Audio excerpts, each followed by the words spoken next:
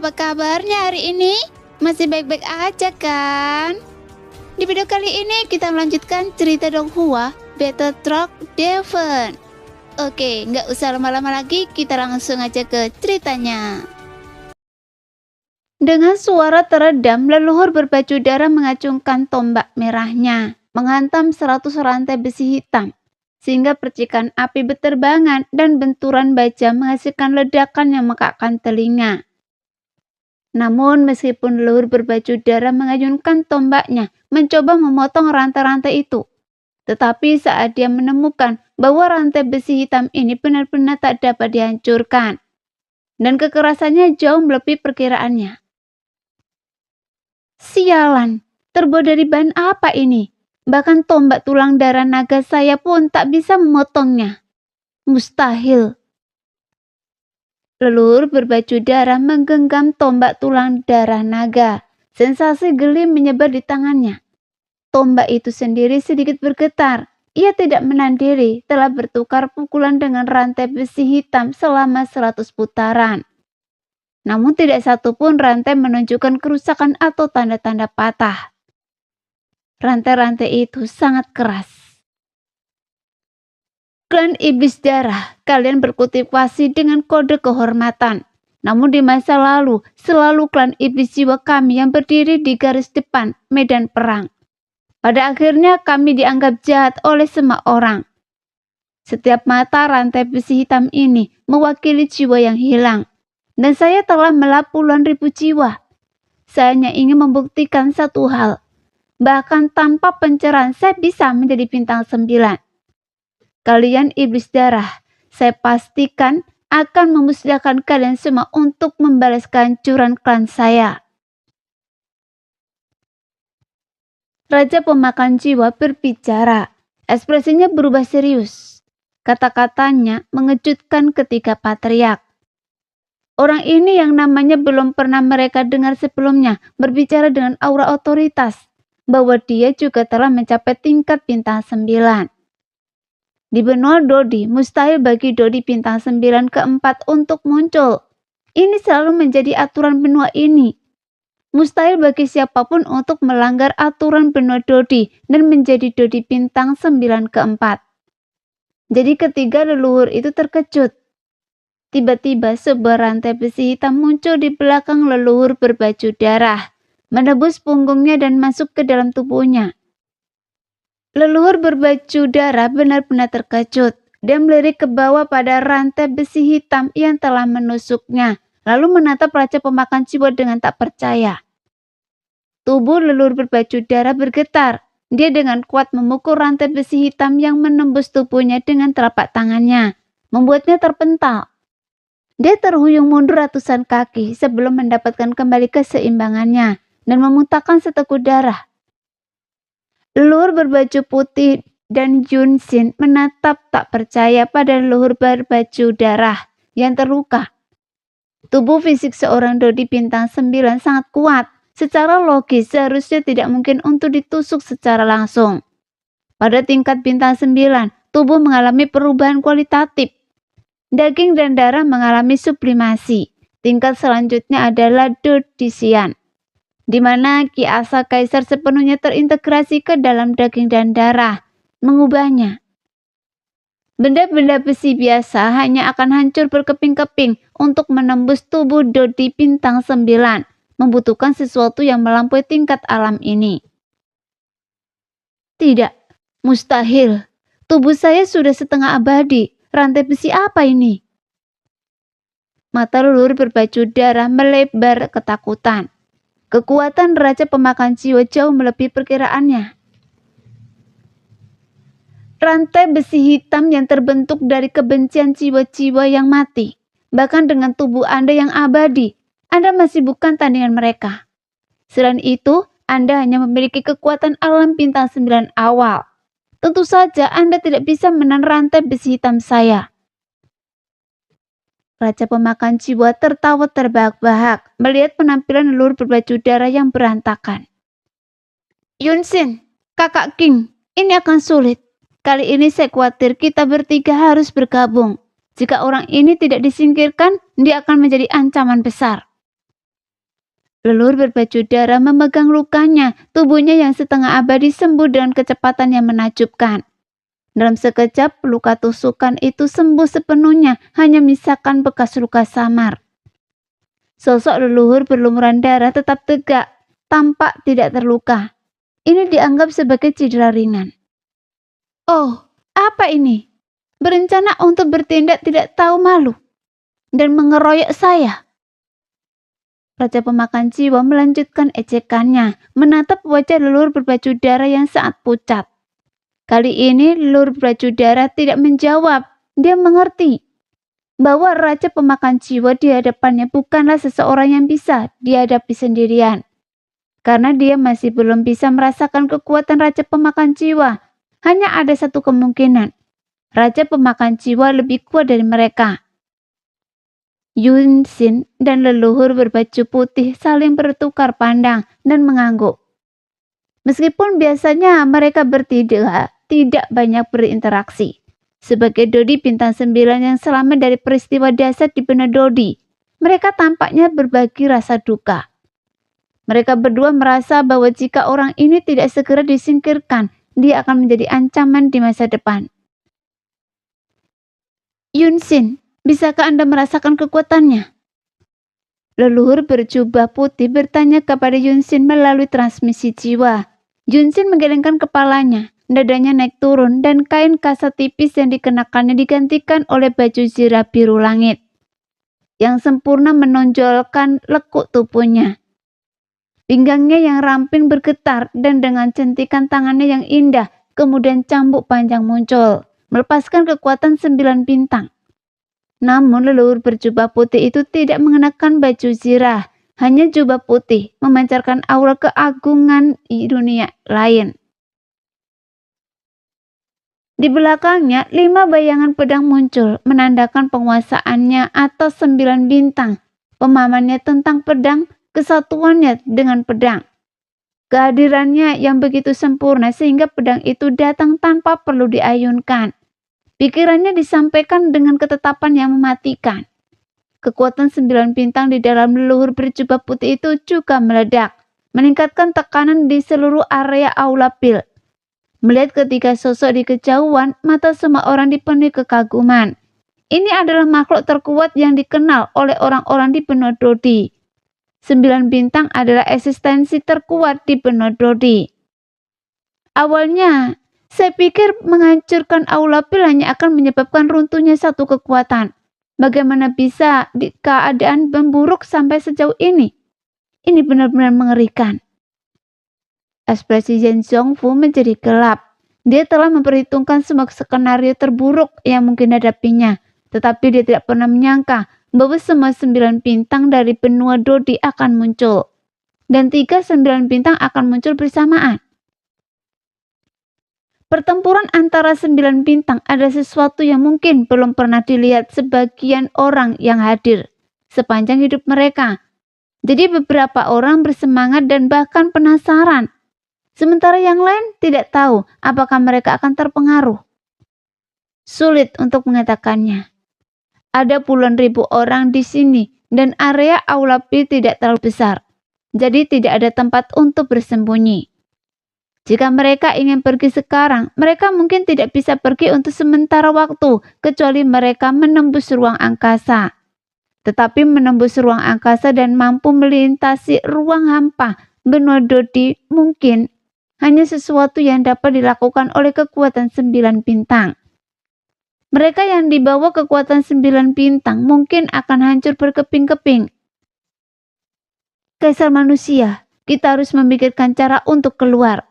Jika pertempuran benar-benar terjadi, saya khawatir. Guiyin menatap Yen Zhongfu dengan serius dan Zhen Huan mengangguk setuju dengan ide Guiyin. Namun setelah mengamati sekeliling mereka, mereka menyadari bahwa keadaan sekarang bahkan lebih buruk. Bahkan lebih buruk daripada lautan api dari leluhur aula pil. Tidak ada jalan lain keluar dari sangkar besi hitam ini. Tampaknya Raja Pemakan Jiwa bertekad untuk membunuh semua orang di sini. Bahkan seekor lalat pun tidak. Sepertinya kita tidak bisa keluar sekarang. Tidakkah kalian lihat bahwa bahkan leluhur berlumuran darah pun terluka oleh rantai besi hitam itu? Rantai itu bukan benda biasa, dan raja pemakan jiwa bahkan lebih luar biasa. Untungnya, 3 leluhur bintang 9 telah muncul. Sekuat apapun raja pemakan jiwa, dia tidak mungkin bisa melawan 3 Dodi bintang 9 sendirian. Bahkan jika raja pemakan jiwa adalah Dodi bintang 9, satu-satunya cara untuk meninggalkan tempat ini sekarang adalah dengan berdoa dalam hati agar ketiga leluhur mengalahkannya. Jika tidak, kita semua akan mati di tangan raja pemakan jiwa. Jin Zhongfu menyimpulkan setelah mengamati sekitarnya dan memberitahu semua orang. Setelah dia selesai berbicara, tidak ada yang mengatakan apapun. Benar-benar tidak ada jalan keluar saat ini. Mereka semua yang merupakan bintang 8 terluka dan dalam kondisi terburuk. Mustahil bagi mereka untuk keluar dari sangkar besi hitam. Kali ini, mereka benar-benar tidak bisa melarikan diri, bahkan jika mereka memiliki sayap. Guiyin, bukankah raja pemakan jiwa ini pemimpin aliansi bayangan? Seberapa kuat dia? Dia berani menantang 3 leluhur bintang 9 dari benua Dodi. Itu tidak bisa dipercaya. Jin Zhongfu semakin terkejut dan mau tak mau bertanya kepada Guiyin. Karena mereka tidak bisa melarikan diri sekarang, mereka sebaiknya mengamati perkembangan pertempuran. Saya tidak tahu, saya khawatir Anda tidak akan percaya jika saya memberitahu Anda. Karena ini pertama kalinya saya melihatnya, meskipun saya pernah mendengar nama raja pemakan jiwa sebelumnya. Ini pertama kalinya saya melihat seperti apa wujud aslinya. Adapun kekuatannya saya tidak tahu. Guiyin mendecakkan lidahnya, tampak tak berdaya. Tapi Jin Zhongfu mempercayai kata-kata Guiyin, karena Guiyin juga terkejut ketika melihat raja pemakan jiwa sebelumnya, yang menunjukkan bahwa Guiyin mengatakan yang sebenarnya. Memang ini pertama kalinya dia melihat raja pemakan jiwa. Tentu saja bukan hanya Guiyin yang memegang posisi tinggi di aliansi bayangan, tetapi dia tidak terlibat dalam urusan internalnya. Hal yang sama berlaku untuk Suetu dan yang lainnya. Mereka tidak pernah berhubungan dengan raja pemakan jiwa. Hubungan dan tugas bawahan mereka ditetapkan berdasarkan tingkatan, dan mereka tidak memiliki kesempatan untuk berhubungan dengan raja pemakan jiwa. Ini menunjukkan betapa ketat dan hati-hatinya sistem aliansi bayangan. Mungkin itulah sebabnya, mengingat besarnya kekuatan raja pemakan jiwa, jika ia benar-benar memiliki kekuatan bintang 9. Kekerasannya yang mengelilinginya begitu ketat, sehingga bahkan ketiga leluhur bintang 9 pun tidak menyadarinya. Ini saja sudah cukup untuk membuktikannya. Dengan ketiga leluhur bekerja sama, tidak ada keraguan. Mereka seharusnya mampu mengalahkan raja pemakan jiwa. Melihat ini, Zhan Huan tentu saja penuh percaya diri pada leluhurnya. Setelah selesai berbicara, Jin Zhongfu menggelengkan kepalanya, tatapannya penuh pertimbangan terpancar di matanya. Situasinya mungkin jauh lebih buruk dari yang terlihat. Raja pemakan jiwa ini berani menjebak kita di sini dan bahkan berani menghadapi ketiga patriark secara langsung. Aliansi bayangan tampak tidak berarti, namun memiliki kekuatan yang begitu menakutkan. Hanya berdasarkan ini, raja pemakan jiwa bukanlah orang biasa. Dia pasti tidak bertindak gegabah, dan pasti dia punya alasan. Pertempuran ini tidak pasti. Zhen Zhongfu menganalisis perlahan setelah mengamati situasi pertempuran. Semua orang terdiam. Setelah mendengar analisis Zhen Zhongfu, mereka setuju, terutama Guiyin dan Suetu yang bahkan lebih yakin dengan pendapatnya. Sebagai pembunuh bayaran aliansi bayangan, mereka tidak banyak tahu tentang aliansi bayangan, tetapi mereka sangat menyadari disiplin ketatnya. Saat mereka mendiskusikan pertempuran, Xuan berdiri di depan, alisnya berkerut. Pada saat itu, sebuah suara bergema di benaknya. Tuan, Anda harus maju dalam pertempuran ini. Jika tidak, ketiga orang ini akan mati di tangannya hari ini. Saya dapat merasakan bahwa dia setidaknya adalah kultivator bintang 9 tingkat menengah. Sementara ketiga orang ini adalah kultivator bintang 9 tingkat awal.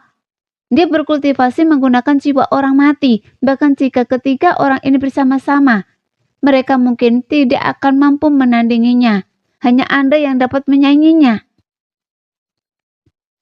Suara ini memasuki pikiran Soyan, mengejutkannya. Dia segera mendongak. Tatapannya tak tergoyahkan, tertuju pada gagak emas berkaki 3.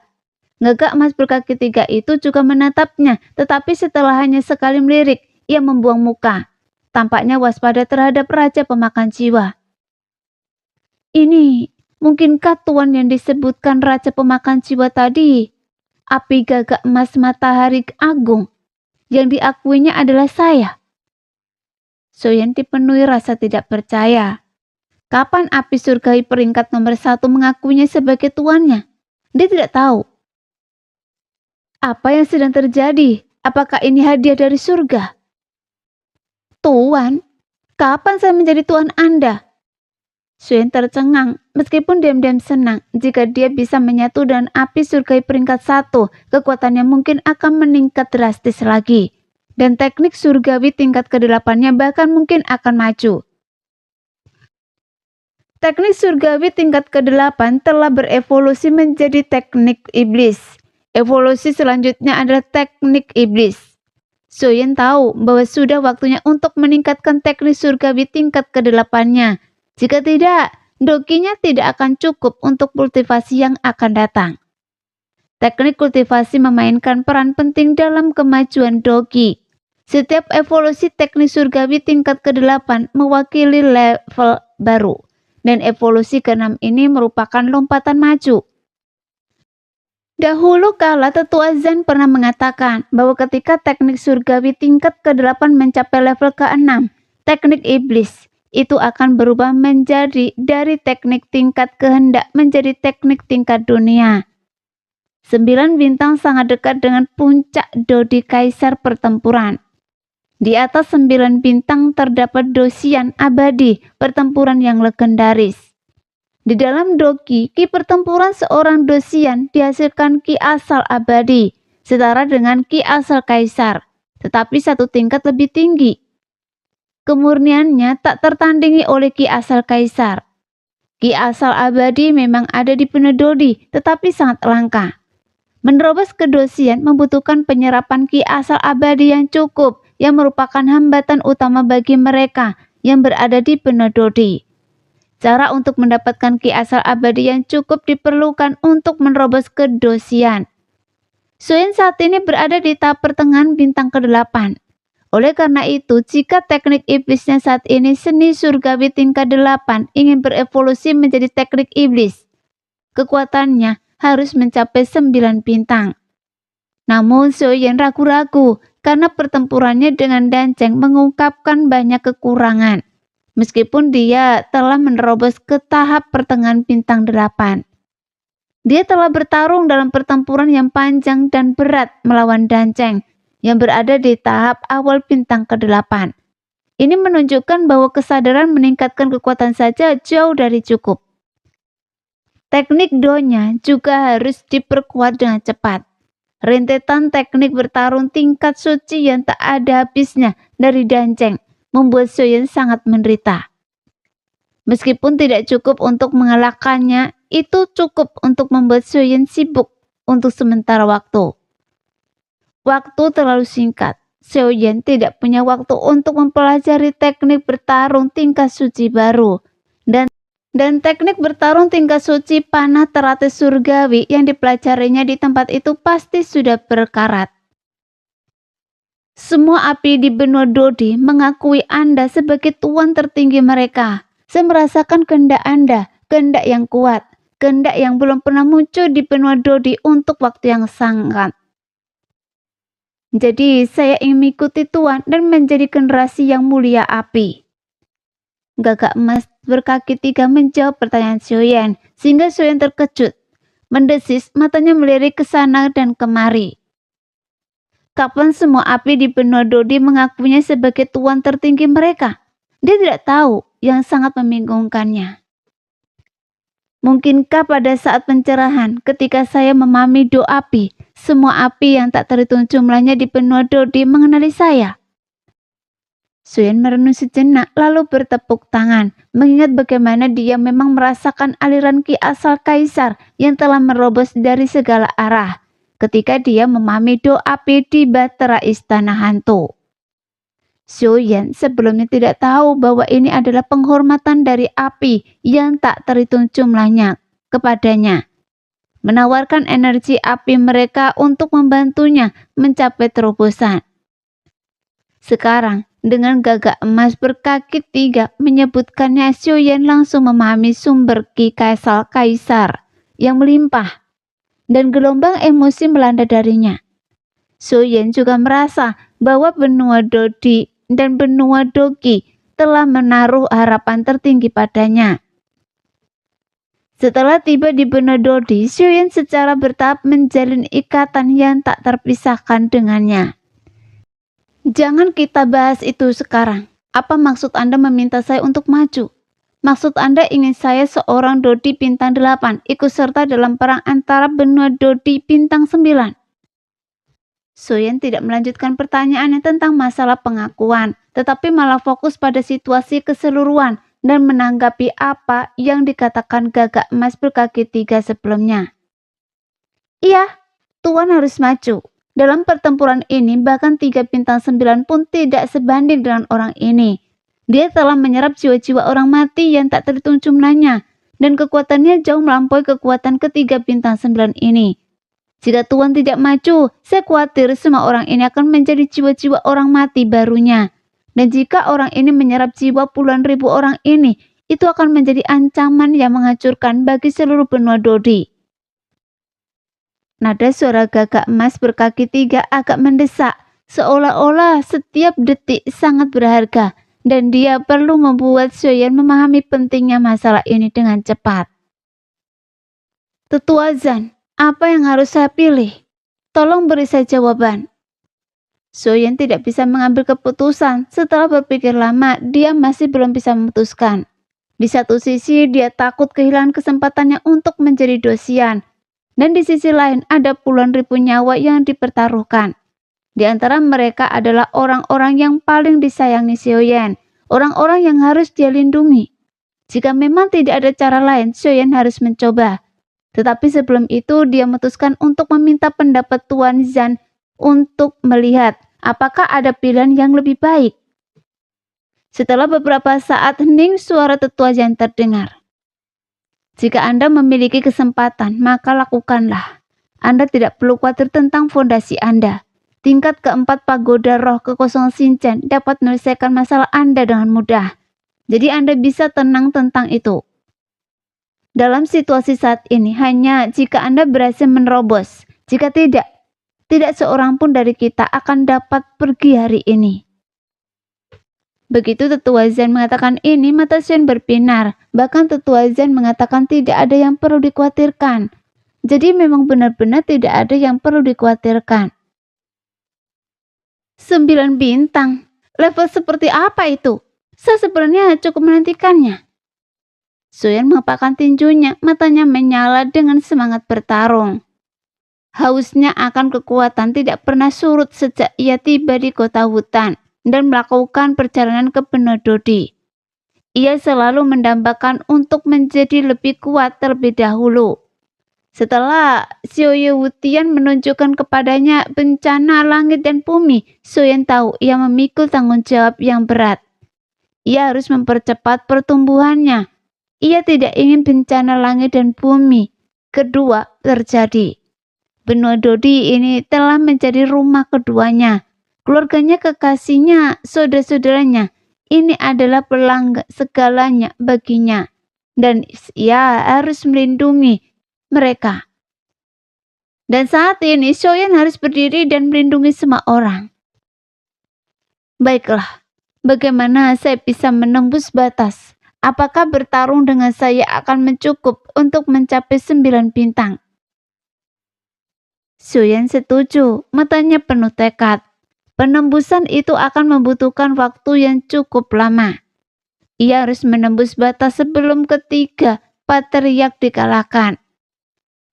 Hanya jika ketiga patriark bintang 9 itu dapat menunda Raja Pemakan Jiwa, barulah Soyen dapat menerobos dengan aman. Tidak cukup, saya dapat merasakan api surgawi dan segera di samping Anda. Jika Anda menambahkannya, itu akan cukup. Suara gagak emas berkaki 3 bergema di benak Soyen. Telapak tangan Soyen melulurkan token giok teratai biru yang muncul. Kaisar bebas telah memberinya token giok teratai biru. Dan dia telah menyerap roh iblis supernatural di dalamnya. Awalnya ada 3 bola cahaya merah, ungu, dan putih. Soyen telah menyerap roh iblis supernatural putih dan masih ada bola merah dan ungu. Dia tidak tahu jenis 3 benda ajaib apa yang ada di dalamnya. Tetapi karena gagak emas berkaki 3 mengatakan bahwa memilikinya sudah cukup, itu berarti kedua benda ajaib ini tidak berperingkat rendah. Roh hantu dan roh iblis supernatural yang telah diserap Soyen sebelumnya berperingkat relatif rendah, tetapi mereka memiliki keterampilan yang sangat kuat. Maka kekuatan ilahi yang memungkinkannya untuk melihat masa depan. Kaisar yang bebas mungkin menganggap kemampuan ini terlalu abnormal. Dan meskipun peringkatnya rendah, dia tetap menganggapnya sebagai harta karun. Tanpa ragu, Soyen menyalurkan kekuatan jiwanya ke tablet giok teratai biru, mengulurkan tangan untuk meraih cahaya ungu itu. Ruang di sekitarnya bergeser tiba-tiba. Ruang yang sebelumnya gelap kini dipenuhi pilar-pilar batu. Di tengah pilar-pilar ini terdapat platform melingkar. Di atasnya terdapat pedang batu. Di bawah pedang itu terbaring sesosok figur, lengannya terikat oleh 2 rantai besi. Masing-masing rantai terhubung ke batu besar. Jelas ini adalah sosok manusia mengenakan jubah ungu. Kepalanya tertunduk. Namun saat Soyen masuk, sosok itu pelan mengangkat kepalanya, memperlihatkan rambut ungu yang indah dan mata yang berkilauan dengan cahaya ungu yang tajam, menatap dingin ke arah Soyen. Kau adalah tuan yang kaisar suruh saya pilih, kan? Kata sosok ungu itu saat melihat Soyen. Jiwa Soyen juga mencapai platform, mengangguk pada sosok itu. Dia merasakan aura dingin yang terpancar darinya, sesuatu yang belum pernah dia rasakan sebelumnya, dengan roh iblis kekuatan ilahi. Sekarang, saya secara resmi mengundang Anda untuk menjadi salah satu dari saya, untuk menjadi bagian dari saya. Soyen tersenyum dan melulurkan tangannya dengan tulus. Ekspresi sosok ungu itu membeku sesaat melihat ini. Lalu dia tersenyum. Anda adalah manusia, bukankah manusia hanya mampu menyerap api surgawi? Saya adalah segeroh, dan takdir saya berbeda dari takdir Anda. Saya khawatir saya tidak dapat menerima undangan Anda. Sosok ungu itu berkata perlahan. Soyen masih tersenyum, dan dari antara alisnya 5 segera terbang keluar dan mengembun menjadi 5 pancaran cahaya di udara. Ekspresi sosok ungu itu yang tadinya acuh tak acuh tiba-tiba berubah melihat ini. Dia tampak tak percaya dan menatap tajam ke 5 pancaran cahaya yang melayang di atas kepala Soyen. Ini, bagaimana mungkin Anda benar-benar memiliki begitu banyak segera di tubuh Anda? Sungguh luar biasa. Apakah Anda iblis? Sosok ungu itu benar-benar terkejut melihat 5 segera di atas kepala Soyen. Ekspresi aneh terpancar dari wajahnya. Ketidakpeduliannya sebelumnya hilang. Itu tidak benar. Bahkan iblis hanya bisa menahan 1 segera. Tapi Anda bisa menyerap 5 sekaligus. Apakah perlu membuat keributan seperti itu? Melihat ekspresi terkejut sosok ungu itu, Soyen tersenyum tipis dan beberapa pancaran cahaya muncul dari antara alisnya, termasuk api surgawi dan roh hantu. Berjumlah puluhan. Pada saat ini, sosok ungu itu bahkan lebih terkejut. Kali ini mulutnya terbuka lebar karena takjub, seolah-olah bisa membuat telur, dan matanya hampir melotot. Apakah Anda iblis? Manusia atau monster? Apakah Anda semacam monster? Bagaimana Anda bisa menyerap 3 harta karun langka sekaligus? Astaga! Tangan dan kaki sosok ungu itu terikat. Soyen selalu penasaran mengapa Kaisar bebas khawatir menyegelnya. Mungkinkah orang ini memiliki kemampuan khusus? Setelah menunjukkan pada Anda apa yang Anda anggap mustahil, sekarang apakah Anda bersedia bergabung dengan saya? Soyen tersenyum dan mengulurkan tangan mengundang kepada sosok ungu itu. Sosok ungu itu menatap Soyen, ekspresinya rumit sejenak. Lalu matanya bersinar terang. Setelah berpikir sejenak, dia mengangkat kepalanya dan mengangguk dengan mantap kepada Soyen. Saya bersedia. Kata-katanya saya yakin. Soyen tersenyum dan dengan lembayan tangannya dia langsung memutus 2 rantai yang mengikat sosok ungu itu. Rantai itu patah dengan bunyi retakan dan tepat pada saat itu putus, sosok ungu itu tiba-tiba berputar ke depan dan berubah menjadi singa berbulu ungu dengan mata merah darah dan mulut menganga yang langsung menerjang Soyen. Soyen terkekeh pelan tanpa khawatir. 5 segel spiritual di atas kepalanya menyatu, lalu bergabung menjadi tangan besar yang menutupi langit. Dengan satu tamparan, singa itu memukul singa berbulu ungu, membantingnya ke tanah. Singa itu merintih lalu bangkit lagi, berubah kembali menjadi wujud manusia. Ia berlutut dengan satu lutut dan membungkuk hormat kepada Soyen. Tuan, mohon maafkan pertanyaan saya yang tidak sopan sebelumnya. Saya segel spiritual emas ungu, bersedia mematuhi setiap perintah Anda. Soyen tersenyum tipis. Tanpa menunjukkan belas kasihan, ia duduk bersila dan menunjuk ke tengah alis segel. Spiritual emas ungu segel itu berubah menjadi cahaya ungu dan menyatu dengan alis Soyen. Dan ini adalah wujud jiwa Soyen, jadi diciptakan dari kekuatan jiwanya. Tentu saja tubuh fisiknya juga duduk bersila di udara dengan mata tertutup. Cailan menatap Soyen tanpa berkata apa-apa, tetapi bergerak mendekat kepadanya. Tampak santai, namun selalu waspada terhadap gerakan di sekitarnya. Melindungi Soyen. Kimu'er berkedip beberapa kali, mengamati kerjasama diam-diam antara Soyen dan Cailin. Tinju kecilnya mengepal di bawah lengan bajunya. Meskipun dia tahu hubungan antara Cailin dan Soyen, melihat Cailin begitu dekat dengan Soyen, Kimu'er tidak bisa menahan rasa sedikit cemburu. Soyen sepenuhnya tenggelam dalam menyerap segel roh ungu emas dan auranya perlahan terungkap. Kemudian ki asal kaisar di sekitarnya kembali melonjak ke arahnya. Segel roh ungu emas peringkat kelima di antara segel roh. Tubuh rohnya adalah singa berbulu ungu, memiliki garis keturunan ungu emas, dan juga memiliki keterampilan bertarung tingkat suci kemarahan ungu emas. Informasi tentang segel roh ungu emas terlintas di benak Soyen.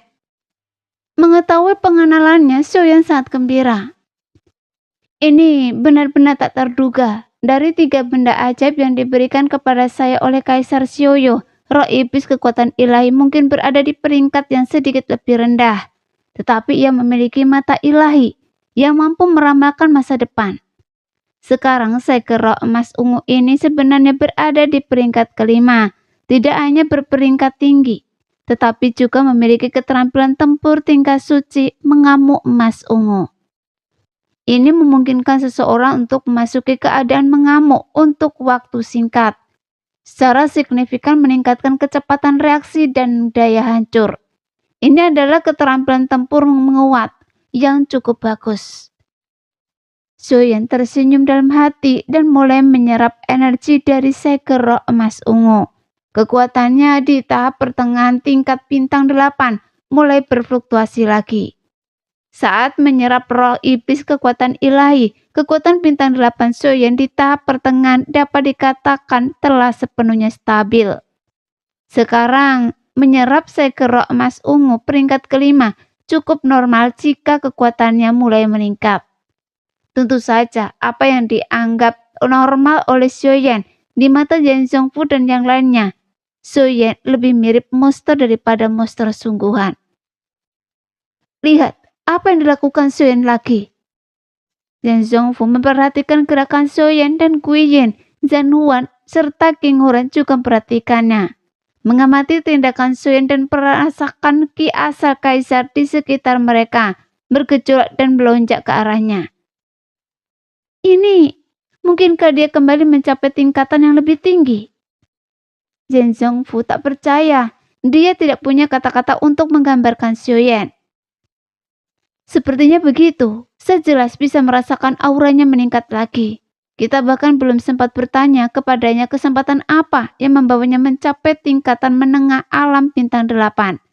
Dan sekarang, tepat di depan mata kita, kekuatannya meningkat lagi. Bagaimana dia melakukannya? Zhan Huan juga berseru kaget. Dia sudah sangat terkejut ketika mengetahui bahwa Soyen berada di tingkat menengah alam bintang 8. Soyen benar-benar tumbuh selangkah demi selangkah tepat di depan mata mereka. Namun deskripsi itu mungkin tidak cukup untuk menggambarkan Soyen. Seharusnya digambarkan sebagai pertumbuhan yang pesat. Orang lain mungkin berjuang untuk berkultivasi selama ratusan atau ribuan tahun, tetapi anak ini dapat melakukannya dengan mudah. Tingkat pertumbuhannya sangat menakutkan. Begitu menakutkan sehingga tidak ada yang berani mempercayainya.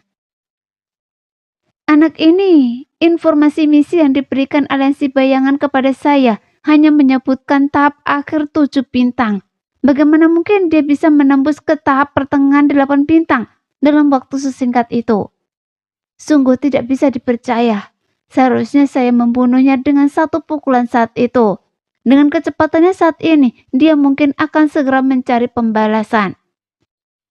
Guiyin menggetarkan giginya, menatap Soyen dengan wajah penuh keraguan dan ketidakpercayaan. Dia ingat dengan jelas bahwa jika anak buah Zhang Zhongfu tidak datang tepat waktu, Soyen pasti sudah mati di tangannya sejak lama. Bukan hanya dia, tetapi semua orang di sekitarnya akan menjadi arwahnya. Hadiah misi dari aliansi bayangan adalah membunuhnya dan memberi Guiyin kebebasan. Tetapi Guiyin akhirnya tidak membunuh Soyen, karena kebebasan yang diinginkannya adalah sesuatu yang tidak dapat diberikan oleh aliansi bayangan. Kalau Anda benar-benar membunuhnya waktu itu, Anda mungkin akan menjadi hantu seumur hidup Anda. Zhang Zhongfu tersenyum dan berkata kepada Guiyin, yang membuat Guiyin terkejut mendengar ini. Menatap Zhang Zhongfu dengan ekspresi kosong. Apa maksud Anda? Apakah anak ini berpikir dia bisa mengembalikan saya menjadi orang normal? Tidak ada yang mustahil. Di benua Dodi, dia mungkin satu-satunya yang bisa melakukannya. Apakah Anda mengenalnya? Kata Zhang Zhongfu menunjuk ke Nan Erming yang telah kembali normal dan berdiri di samping. Guiyin melihat ke arah yang ditunjuk Zhang Zhongfu dan mengamati Nan Erming dengan cermat. Pikirannya bergejolak. Dia telah membunuh begitu banyak orang sehingga dia tidak bisa membedakan siapa-siapa. Untungnya tidak banyak waktu berlalu. Guiyin segera teringat pertempuran antara Sui Feng dan kelompok Soyen. Orang ini juga ada di dalamnya. Dia ingat dengan jelas bahwa orang ini telah diracuni olehnya dan racunnya langsung berefek. Bahkan Guiyin mengira Nan Erming pasti sudah mati. Namun Nan Erming masih berdiri di sana hidup-hidup. Nan Erming menyadari tatapan Guiyin menoleh untuk melihatnya. Ekspresinya acuh tak acuh dan dingin. Sebelum berbalik untuk terus menyaksikan pertempuran antara 9 bintang di langit. Dia telah diracuni oleh saya dan dia masih hidup. Saya ingat racun saya sudah masuk ke paru-parunya. Bahkan seorang abadi hebat pun tidak akan mampu menyelamatkannya. Bagaimana mungkin dia masih hidup? Guiyin mulai meragukan racun mematikan yang selalu dibanggakan. Seseorang yang paru-parunya telah diserang oleh racunnya kini berdiri tanpa terluka di hadapannya dan bahkan tampak lebih kuat dari sebelumnya. Tidak, tepatnya dia sudah mati. Tubuh fisiknya telah sepenuhnya membusuk. Meskipun saya tidak tahu bagaimana Soyen menyelamatkannya atau bagaimana dia melakukannya. Soyen benar-benar menghidupkannya kembali dan merekonstruksi tubuh fisiknya. Kata Zhang Zhongfu perlahan. Guiyin semakin terkejut saat mendengarkan. dan menatap Soyeon lagi. Pada saat ini ia diam-diam terkejut tetapi menghela nafas lega. Ia terkejut dan berpikir, untunglah dia mengampuni nyawa anak ini waktu itu, tapi dia tidak menyangka Soyeon sekuat ini. Bukankah metode merekonstruksi tubuh fisik sudah lama hilang? Guyin tentu saja telah mencari banyak metode terkait hal ini, tetapi semuanya sia-sia. Banyak hal yang ada di benua Dodi sebelumnya telah hilang selamanya dan dibenua setelah bencana alam. Banyak buku kedokteran dan kultivasi kuno telah lenyap. Guyin sama sekali tidak dapat membayangkan bahwa apa yang selama ini ia cari sebenarnya berada di tangan orang yang hampir ia bunuh. Namun, jiwa Anda berbeda dari yang lain. Jiwa Anda bukanlah jiwa biasa. Lebih tepatnya, bukanlah jiwa sama sekali, melainkan roh pengembara. Jika Anda ingin dibangkitkan dan dibentuk kembali menjadi murid manusia, saya khawatir hanya membentuk kembali tubuh fisik saja tidak cukup.